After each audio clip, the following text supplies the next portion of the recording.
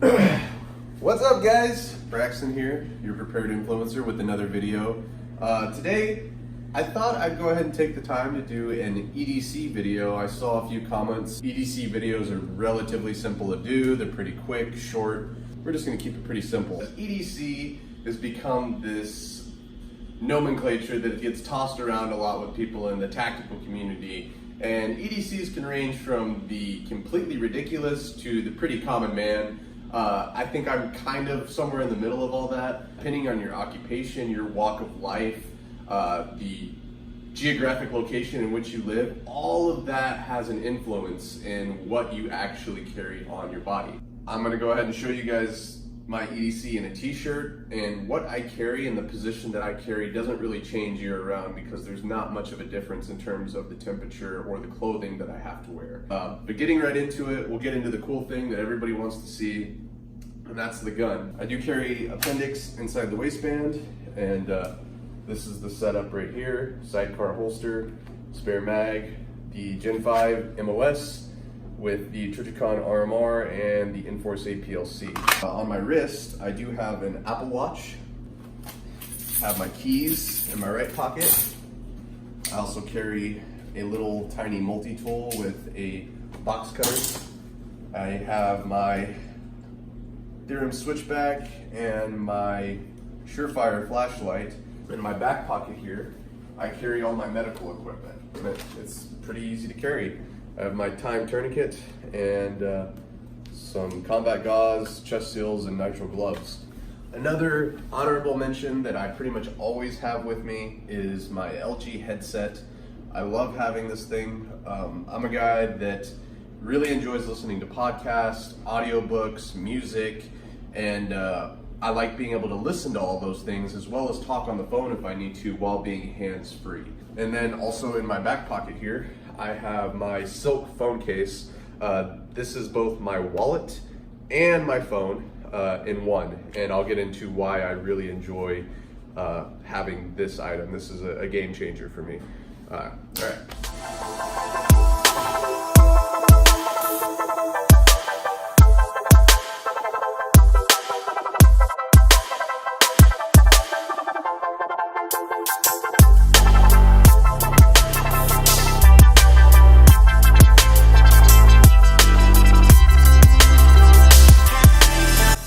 All right, here we go. Get a quick sip of Monster. I know these things are super unhealthy, but sometimes it's just what you need. So here's everything sitting on the table.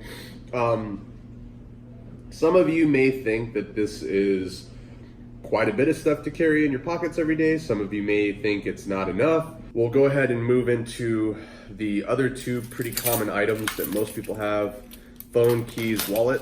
I already mentioned the phone, but I am carrying a silk case. This is a phone case and a wallet in one. I am able to, at the moment, carry 1, 2, 3, 4, 5 different cards in the back there, and that's all I need. If I ever carry cash with me, I just throw it in a pocket, call it good. So one thing I always have on me, and I rarely misplace it, and if I do misplace it, it doesn't take me long to find it, is my cell phone. So for me, having my bank cards and my ID with my cell phone just makes sense. Next, I've got my keys. The keys I have are pretty basic, there's nothing special there. The things that I do want to talk about are this T-Rex Arms belt clip. It's a clip that came with a holster. I got this idea from Lucas Botkin to go ahead and throw one of these clips on your keychain, and what that allows me to do is actually put my keys in my pocket, and I can clip my keys onto my pocket, which makes it really easy to access my keys. Also, when it comes time to check to see if I have my keys on me, just as a little safety check, I know everybody out there's done that, you guys know what I'm talking about, where you quickly pat your pockets to make sure you have the stuff you need, phone, keys, wallet. Now it's really easy to make sure I have my keys because I can actually just feel this clip and know that my keys are there. So I really like that.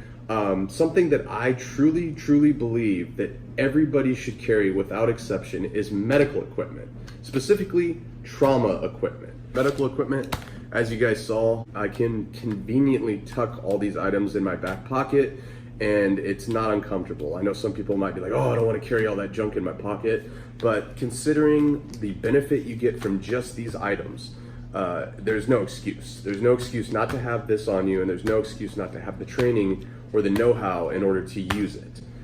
So that's my little rant. That I'll move on. I'll step off my soapbox and move on with life. 2 more items that I recommend that people carry with them is some type of multi-tool or cutting tool and a flashlight. More than anything, if you're getting into the world of defense or preparedness, I recommend that people carry a flashlight. I was one of those people that didn't necessarily see the point in carrying a flashlight for a long period of time because I had my cell phone. But once you start carrying a flashlight and you start using it, you realize quickly how useful it can be just in your day-to-day.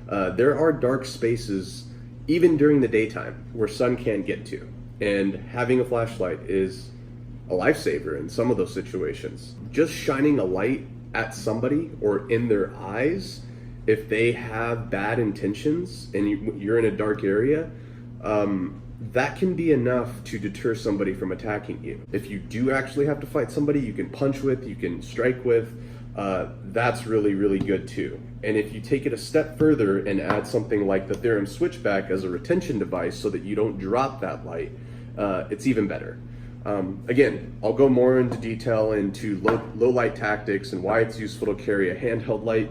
But if you're really wanting to step up your defensive game, you're really, kind of getting introduced to things and you want to be the most prepared you can be in a modern society living in an urban environment, the 2 things that you should carry without a question for self-defense are trauma kit and a flashlight. The next thing is a cutting tool, a knife, or a multi-tool.